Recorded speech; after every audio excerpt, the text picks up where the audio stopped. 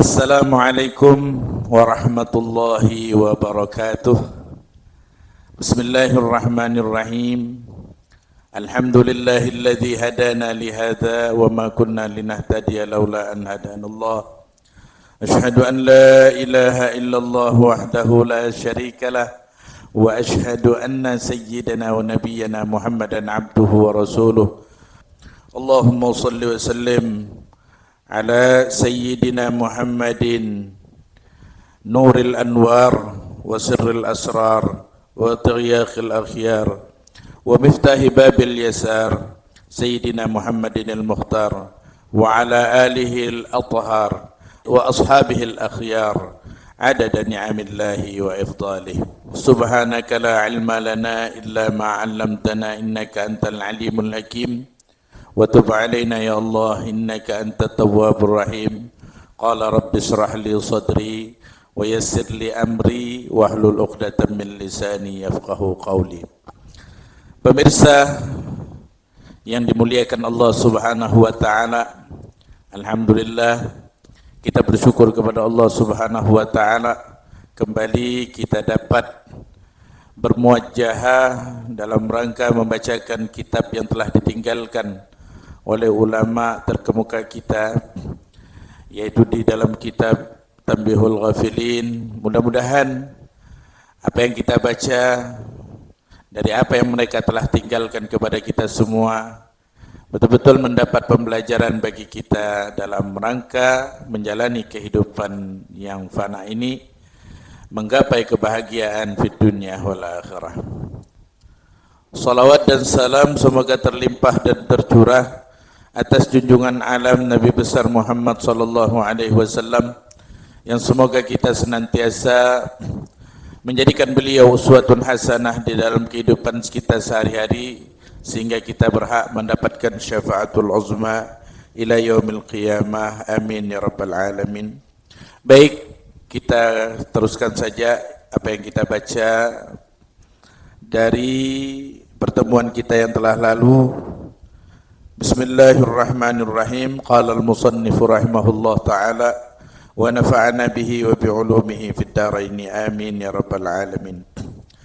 Wa ruwiya an Abdullah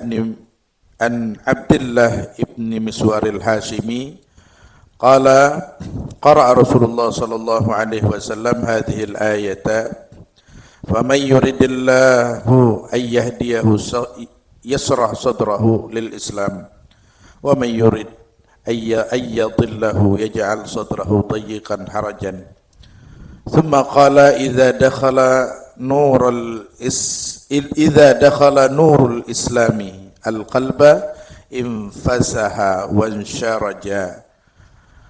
Faqila hal lidzalika min alamatin? Qala na'am, at-tajafiyu an daril ghururi wal inabatu ila daril khuludi wal isti'dadu lil mauti qabla nuzulihi. Diriwayatkan dari Abdullah bin Miswar al-Hashimi, Rasulullah sallallahu alaihi wasallam membacakan ayat ini, faman yuridillahu an yahdiyahu yashrah sadrahu lil Islam. Barang siapa yang Allah kehendaki dari hamba-hambanya, atau yang barang siapa yang Allah berikan petunjuk, maka Allah Subhanahu wa ta'ala akan lapangkan dadanya untuk masuk ke dalam agama Islam. Jadi orang yang diberikan petunjuk oleh Allah Subhanahu wa ta'ala, orang yang diberikan pertolongan oleh Allah Subhanahu wa ta'ala, akan Allah lapangkan dadanya untuk mengenal agama Islam, untuk masuk secara ke dalam agama Islam secara kafah, atau secara keseluruhan, secara mendalam. Bukan hanya agama Islam itu sebagai identitas dalam kehidupannya, tetapi agama Islam itu betul-betul menjiwai di setiap hembusan nafasnya. Nah, sehingga apa yang dia ucapkan, apa yang dia lakukan, baik hubungannya kepada Allah Subhanahu wa taala maupun hubungannya dengan sesama manusia, semuanya tergambarkan di dalam aktivitasnya tersebut bahwa dirinya adalah seorang muslim atau seorang yang beragama Islam. Artinya agama Islam betul-betul hidup di dalam sanubarinya, hidup di dalam gerak tingkah lakunya, hidup di dalam kesehariannya. Nah, bukan sebaliknya, agama Islam menjadi identitas bagi dirinya, namun ucapannya, perbuatannya, sikapnya, baik hubungannya kepada Allah maupun hubungannya kepada sesama makhluk Allah tidak mencerminkan Islam. Nah, tetapi bagi orang yang Allah Subhanahu wa taala berikan petunjuk kepadanya untuk mengenal dalam, untuk memahami dalam, untuk dapat melaksanakan sedalam-dalamnya agama Islam ini, maka Allah Subhanahu wa taala akan lapangkan dadanya. Sebaliknya, wa may yuridillah ayyadillahu yaj'al sadrahu dayyqan harajan. Tetapi bagi Allah, bagi orang yang dikehendaki oleh Allah Subhanahu wa taala untuk menyesatkan dia, maka Allah Subhanahu wa taala akan sempitkan dadanya. Bahkan di kelanjutan ayat ini seolah-olah dia mendaki langit. Akan Allah sempitkan dadanya, untuk bernapas saja dia tidak bisa. Maksudnya apa? Artinya ketika datang petunjuk daripada Allah Subhanahu wa taala, ketika datang ajaran Islam, ketika datang nasihat-nasihat yang diajarkan oleh agama Islam kepada dirinya, lalu Allah berkehendak untuk menyesatkan dia, maka pelajaran-pelajaran tersebut tidak akan pernah masuk ke dalam dadanya, dikarenakan dadanya disempitkan oleh Allah Subhanahu wa taala. Oleh karenanya, ya dia tidak bisa menerima apa nasihat-nasihat yang diberikan, pengajaran-pengajaran yang diberikan. Sulit bagi dirinya untuk menerima ajaran tersebut. Oleh karena itu, Rasulullah sallallahu alaihi wasallam kemudian bersabda, "Idza dakhala nurul islami al-qalba infasaha wansyaraha." Apabila cahaya agama Islam itu masuk ke dalam hati seorang hamba, maka hati tersebut akan menjadi lapang. Maka hati tersebut akan menjadi tenang. Nah, begitulah ketika seseorang diberikan oleh Allah Subhanahu wa taala pertolongan, petunjuk untuk mengenal, untuk dapat memahami dengan pemahaman yang mendalam, untuk dapat melaksanakan apa yang diajarkan oleh agama Islam, maka di hatinya akan diberikan kelapangan oleh Allah Subhanahu wa taala dan ketenangan oleh Allah Subhanahu wa taala. Lalu dari ayat dan hadis yang telah disabdakan oleh Rasulullah sallallahu alaihi wasallam tadi, seorang bertanya kepada Rasulullah, faqila hal lidzalika min alamatin? Qala na'am. Seorang bertanya kepada Rasulullah, ya Rasulullah, apakah yang demikian itu ada tanda-tandanya bahwa seseorang itu akan dilapangkan oleh Allah dadanya, bahwa seseorang itu diterangi oleh Allah Subhanahu wa taala hatinya? Apakah tanda-tanda, adakah tanda-tanda yang demikian itu? Seorang sahabat bertanya kepada Rasulullah sallallahu alaihi wasallam. Maka Rasulullah menjawab, ya, at-tujafi andaril ghururi wal inabatu, at-tujafiyu andaril khuludi wal inabatu ila daril khuludi wal isti'dadu lil mauti qabla nuzulihi. Tanda-tandanya adalah menjauhi, yaitu menjauhi atau berjauhan dari negeri yang menipu. Artinya fokus keselamatannya, fokus kesejahteraannya tidak dia harapkan dari negeri yang menipu. Apa negeri yang menipu itu? Yaitu dunia ini. Illa mata'ul ghurur. Wa mal hayatud dunya illa mata'ul ghurur. Tidaklah kehidupan dunia ini kecuali hanyalah perhiasan yang menipu. Nah, apa-apa yang kita miliki suatu saat akan kita tinggalkan. Yang kita usahakan suatu saat akan pergi daripada kita. Nah, kehidupan orang yang diberikan kelapangan hatinya oleh Allah Subhanahu wa taala, tanda-tanda yang pertama, dia menjauhi aktivitas atau tujuan-tujuan atau aktivitas dunia sebagai tujuan daripada hidupnya. Dia menjauhi aktivitas dunia sebagai tujuan dalam kehidupannya. Bukan berarti dia tidak beraktivitas di dunia. Bukan dia berarti tidak bekerja di dunia. Bukan. Bukan berarti dia tidak harus mencari kekayaan di dunia. Harta benda. Bukan. Tetapi orang yang diberikan kelapangan hati oleh Allah Subhanahu wa taala, kelapangan dada oleh Allah Subhanahu wa taala, dia beraktivitas dengan aktivitas dunia. Dia bekerja mencari mata'ul hayatid dunia, kehidupan dunia, harta benda kehidupan dunia. Namun dia mencari perhiasan atau harta benda kehidupan dunia ini bukan menjadi tujuan di dalam kehidupannya, namun dia jadikan sebagai sarana untuk mendekatkan dirinya kepada Allah Subhanahu wa taala, untuk mempersiapkan dirinya di negeri yang kekal, yang tidak menipu. Nah, dia bekerja, dia kumpulkan hartanya, dia dapatkan kekayaannya. Kekayaannya dia belanjakan di jalan Allah Subhanahu wa taala. Dia cari kekayaan tersebut melalui jalan yang halal. Dia belanjakan kekayaannya dengan cara yang halal. Dia infakkan hartanya di jalan Allah Subhanahu wa taala. Dia bantu sesamanya. Dia perhatikan orang-orang yang membutuhkan harta benda itu. Dia jadikan aktivitas pekerjaan dunianya untuk sebagai sarana menggapai kebahagiaan negeri yang kekal, yaitu negeri akhirat. Bukan berarti dia tidak boleh bekerja, bahkan kita diperintahkan wantashiru fil ardi wabtaghu min fadlillahi wadhkurullaha katsiran la'allakum tuflihun.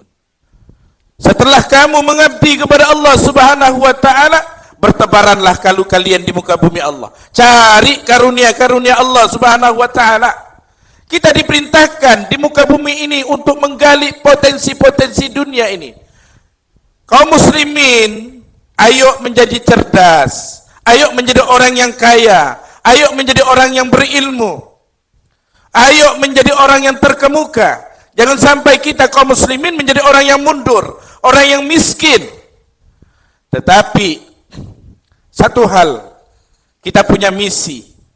Kemajuan kita, kekayaan kita, kesuksesan kita bukanlah sebagai tujuan untuk kehidupan dunia yang fana ini. Kemajuan, kekayaan, kesuksesan kita jadikan sarana untuk mempersiapkan diri kita di akhirat nanti. Kita diperintahkan oleh Allah Subhanahu wa taala untuk mencari karunia-karunia Allah yang Allah berikan di muka bumi yang sangat luas ini. Oleh karena itu, tidak boleh kita meninggalkan, berpangku tangan, membiarkan potensi yang telah diberikan oleh Allah Subhanahu wa taala begitu saja. Apakan lagi dikelola oleh orang-orang yang tidak beriman kepada Allah Subhanahu wa taala. Sungguh dunia ini adalah warisan daripada Allah Subhanahu wa taala untuk orang-orang yang beriman. Ketika kita meninggalkan warisan yang telah diberikan oleh Allah, maka kita sungguh sangat merugi, sehingga apa yang diberikan oleh Allah Subhanahu wa taala diambil oleh orang lain. Allah tidak menginginkan hal yang tersebut. Namun tadi kami ulangi lagi, kesuksesan kita, kekayaan kita, jabatan dan lain sebagainya, ayo kita jadikan sebagai sarana untuk mendekatkan diri kita kepada Allah Subhanahu wa ta'ala. Ini yang pertama. Kemudian yang kedua, tanda-tanda bahwa seseorang itu dilapangkan dadanya oleh Allah Subhanahu wa ta'ala, selain dia menjauhi dari andaril ghurur wal inabati ila daril khulud. Nah, dia kembali kepada negeri yang kekal. Artinya dia betul-betul mempersiapkan segala aktivitas-aktivitas dia di dunia ini, pemberian-pemberian yang Allah berikan kepada mereka, kepadanya ketika di dunia ini, dia jadikan sarana untuk negeri akhiratnya. Kemudian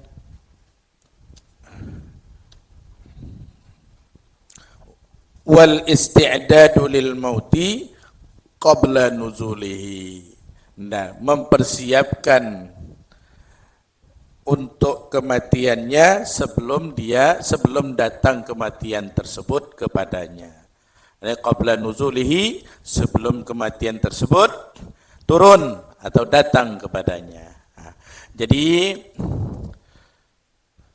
dia jauhi tujuan-tujuan daripada kehidupan dunia demi mempersiapkan dirinya untuk kehidupan akhirat, dan dia juga mempersiapkan dirinya untuk menghadapi kematian sebelum kematian itu datang kepadanya. Inilah tanda-tanda orang-orang yang diberikan oleh Allah Subhanahu wa ta'ala kelapangan dada di dalam beragama Islam.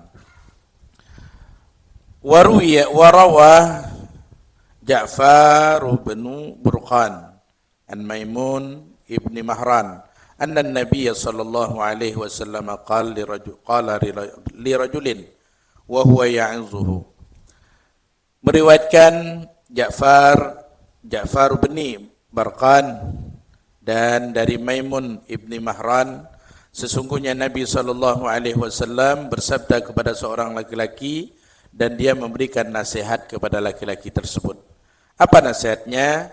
Irtanim khamsan qabla khamsin, sababaka qabla haramika, wa sihataka qabla saqamika, wa faraghaka qabla sughlika, wa ghinaka qabla faqrika, wa hayataka qabla mautika. Nasihatnya dari Rasulullah sallallahu alaihi wasallam kepada pemuda tersebut tentunya juga menjadi nasihat kepada kita semuanya. Apa yang telah dipesankan oleh Rasulullah sallallahu alaihi wasallam, jaga, kata Rasulullah, 5 perkara sebelum datangnya 5 perkara. Apa itu? Masa mudamu sebelum datangnya masa tuamu, masa sehatmu sebelum datangnya masa sakitmu, masa sempatmu sebelum datangnya masa sibukmu, dan masa kayamu sebelum datangnya masa fakirmu, masa hidupmu sebelum datangnya masa matimu. Faqad jama'a an-nabiy sallallahu alaihi wasallam fi hadhil khamsi ilman katsiran. Rasulullah sallallahu alaihi wasallam telah mengumpulkan di dalam sabda beliau ini, mengumpulkan ilmu yang banyak.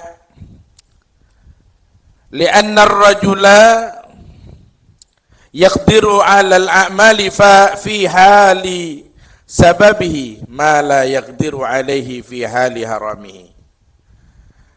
Seorang pemuda itu dia bisa melakukan amal kebaikan yang tidak bisa dia lakukan ketika dia telah beranjak pada masa tua. Nah, ketika kita masih muda, lalu kita mau beramal soleh, masih muda, tenaga masih segar, pikiran kita masih fresh, tidak ada beban, tanggungan yang kita hadapi.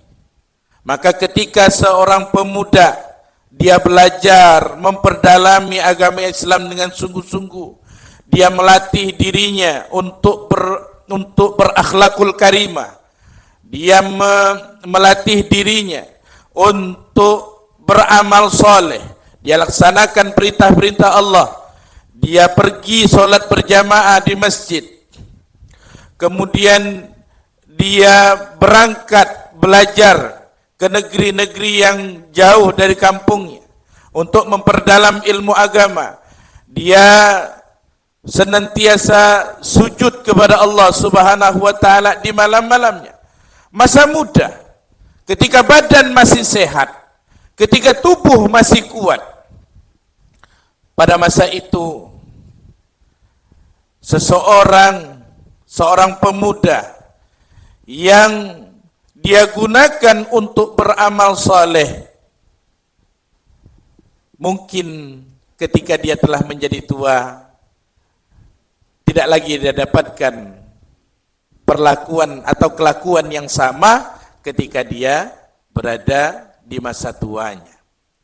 Jadi kalau sudah masa tua, sudah datang, ketika mau berangkat ke masjid, badan sudah sakit-sakitan. Ketika mau datang ke majlis taklim, sudah tidak bisa kena angin misalnya. Ketika mau bangun malam, tulang sudah tidak kuat. Nah, ini hal yang seperti ini yang diperintahkan oleh Rasulullah SAW ketika masih berada masa tua, masih berada masa muda, ightanim. Jagalah masa mudamu untuk kau lakukan kebaikan-kebaikan sebelum datang masa tuamu. Mungkin kebaikan-kebaikan yang telah kau lakukan di masa mudamu tidak bisa kau lakukan di masa tuamu. Begitu juga sebaliknya. Lianna syaba idza ta'awwada 'ala al-ma'siyati la yaqdiru 'ala al-imtina'i minha fi hali haramihi. Ketika seorang pemuda membiasakan dirinya di dalam maksiat kepada Allah Subhanahu wa taala, maka ketika dia sudah menjadi tua, terkadang sulit baginya untuk melepaskan diri dari maksiat tersebut. Nah, jadi ketika seseorang berada di masa tua, di masa mudanya, dia tidak mau belajar dengan sebaik-baiknya, tidak mau melatih dirinya dengan ibadah-ibadah yang nantinya akan membiasakan ibadah-ibadah tersebut menjadi terbiasa di masa tuanya. Malah sebaliknya, yang dia lakukan berbagai maksiat ketika datang masa tua. Mungkinlah tidak semua maksiat yang dia lakukan ketika berada di masa muda tersebut, tidak semua dia lakukan di masa mudanya, tetapi ada bagian-bagian daripada maksiat-maksiat itu yang sulit dia tinggalkan bahkan ketika mereka telah beranjak di masa tua. Nah, seperti contoh, mungkin kami pernah melihat seseorang yang ketika di masa mudanya dia senang untuk minum minuman keras, untuk bermabuk-mabukan. Sampai dia punya anak, sampai punya cucu, sulit baginya untuk melepaskan minuman keras tersebut. Padahal umurnya sudah beranjak tua. Nah, inilah mungkin salah satu contoh. Banyak lagi mungkin di antara perbuatan-perbuatan maksiat kepada Allah Subhanahu wa taala yang ketika dia lakukan di masa mudanya sulit baginya untuk melepaskannya, meninggalkannya ketika dia telah beranjak menjadi orang yang tua. Fayambaghi lisyabi ay yata'awwada fi hali syababihi a'mal al-khairi litashula alaihi fi hali harami. Nah, maka seyogyanya seharusnya lah bagi seorang pemuda itu dia membiasakan dirinya ketika dia masih berada di masa muda, dia membiasakan dirinya dengan perbuatan-perbuatan baik supaya ketika dia telah menjadi orang tua, umurnya telah beranjak tua, menjadi mudah baginya untuk menjadi semakin mudah baginya untuk melakukan amal-amal atau perbuatan-perbuatan baik tersebut. Walaupun tidak sekuat, tidak sebanyak, tidak sesempurna seperti apa yang pernah dia lakukan ketika dia masih berada di masa muda. Orang-orang yang ketika di masa mudanya terbiasa dengan kebaikan, fa insyaallah di masa tuanya juga akan terbiasa dengan kebaikan. Nah, demikian sebaliknya, ketika seseorang di masa mudanya terbiasa dengan keburukan, maka sulit baginya untuk meninggalkan keburukan tersebut, meskipun niat hatinya sudahlah, mungkin dah mau tobat, dah tua, tapi ada saja hal-hal yang tadi kami contohkan, sulit baginya untuk meninggalkan perbuatan-perbuatan buruk, bahkan ketika mereka telah beranjak di masa tuanya. Yang kedua, yang Rasulullah sallallahu alaihi wasallam sabdakan, jagalah sehatmu sebelum datang masa sakitmu. Wa qauluhu sihataka qabla saqamik li'anna as-sahiha nafidhul amri fi malihi wa nafsihi.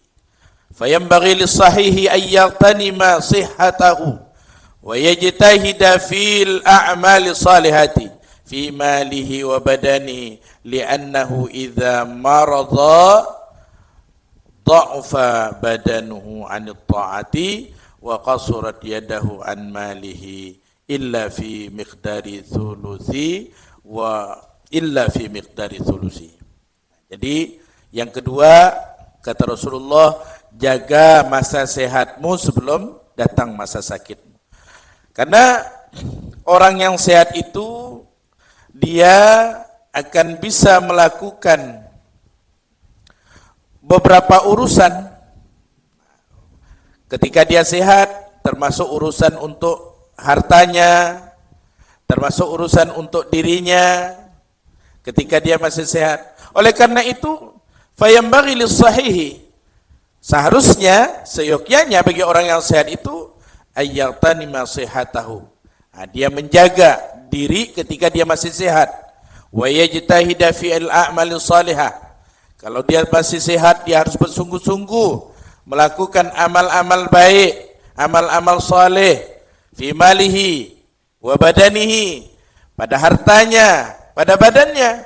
Ketika dia sehat, dia dapat mencari rizki, kemudian rizki dia dapatkan mudah baginya untuk membagikan rizki itu, untuk menginfakkan hartanya, untuk mensedekahkan hartanya tersebut ketika dia masih sehat. Begitu juga ketika badannya masih sehat. Wah, aktivitas apa saja bisa dia lakukan, karena tidak ada yang menghalangi dia untuk melakukan berbagai aktivitas kebaikan, kesalehan. Nah, maka dia jaga kesehatannya itu, masa sehatnya itu sebelum datang masa sakitnya. Kalau dia li'annahu idza marada dha'fa badanuhu, kalau dia sudah sakit, nah tentulah badannya sudah menjadi lemah, tidak mampu lagi untuk melakukan aktivitas, berbagai aktivitas amal-amal soleh, tidak mampu lagi dia untuk berjalan ke masjid untuk sholat berjamaah, tidak bisa lagi dia duduk lama-lama di majlis taklim, tidak bisa lagi dia berpuasa, tidak mampu lagi dia untuk menyambung sali silaturahim. Nah, karena kenapa? Karena badan sudah sakit. Ini lemah badannya dari ketaatan. Wa qasurat yadahu an malihi, dan menjadi pendek. Artinya tangannya itu tidak bisa lagi bebas untuk memberikan hartanya. Karena dia dalam keadaan sakit. Dia sendiri mungkin butuh, bahkan kurang. Merasa kurang, dia butuh untuk pengobatan dirinya. Di samping dia juga tidak bisa lagi bekerja, menghasilkan harta. Tapi harta yang ada malahan kemungkinan malah berkurang yang dia miliki. Maka menjadi pendek, menjadi terhalang dirinya untuk bersedekah, untuk berinfak, untuk menyalurkan hartanya. Karena dia sendiri butuh untuk pengobatan, untuk kehidupan dirinya. Nah ini ketika dia dalam keadaan sakit, hartanya pun tidak bisa dia gunakan, tidak bebas dia gunakan, terbatas dia gunakan untuk berbagai kebaikan-kebaikan. Paling pun kalau dia mau gunakan fi miqdadi thuluthihi, sepertiganya saja yang dia dapat berikan. Itu pun kalau bisa atau kalau ada. Apalagi seseorang ketika dia melihat bahwa dirinya dalam keadaan sakit, maka dia berpikir mungkin agak berat untuk memberikan harta yang dia miliki. Karena kenapa? Karena dia sendiri masih merasa butuh. Hadirin yang dimuliakan oleh Allah Subhanahu wa taala, mungkin waktu yang membatasi kita tidak terlalu lama untuk menyampaikan apa yang telah kita bacakan pada kesempatan kali ini. Insyaallah hadis ini kami akan ulang di pertemuan kita yang akan datang dan kami akan jelaskan secara utuh insyaallah. Mudah-mudahan diberikan kesempatan, diberikan kesehatan, mohon dukungan dan doanya agar dakwah ini dapat konsisten atau istiqomah, kemudian dapat tersebar dimanapun kaum muslimin berada. Dan semoga saja dakwah yang difasilitasi oleh Pondok Pesantren Matla'ul Anwar Kota Pontianak ini semakin berkembang dan semakin diminati oleh masyarakat, dan tentunya tidak lain dan tidak bukan hanya mencari keridhaan Allah Subhanahu wa taala. Amin ya rabbal alamin. Ini saja yang mungkin dapat kami sampaikan. Mungkin banyak kesalahan-kesalahan dari kami membaca dan kami menjelaskan, mohon dimaafkan, dan terima kasih atas segala perhatian, kesetiaan pemirsa untuk mengikuti kajian kitab Tanbihul Ghafilin ini. Mudah-mudahan diberikan oleh Allah Subhanahu wa taala kemudahan di dalam untuk kita semua, kemudahan di dalam mengamalkannya. Demikian, subhanakallahumma wa bihamdika asyhadu an la ilaha illa anta astaghfiruka wa atubu ilaik. Hadanallahu wa iyyakum ila siratim mustaqim. Assalamualaikum warahmatullahi wabarakatuh.